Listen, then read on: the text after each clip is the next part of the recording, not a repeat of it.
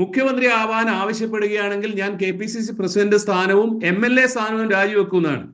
എനിക്ക് എത്ര ആലോചിച്ചിട്ടും മനസ്സിലായിട്ടില്ല ആ മനുഷ്യൻ പറയുന്നതിന്റെ ലോജിക്ക് എന്താണെന്നുള്ളത്. അതായത് ഈ ഈ അടുത്ത 2026 ഏപ്രിലിന് ഉള്ളിൽ ഇദ്ദേഹത്തോട് ആരെങ്കിലും മുഖ്യമന്ത്രി ആവാൻ പറയുന്നതാണോ? ഇപ്പോഴാണല്ലോ മൂപ്പര് MLA ആയിരിക്കുന്നത്, അത് രാജിവെക്കുന്ന പറയുന്നത്.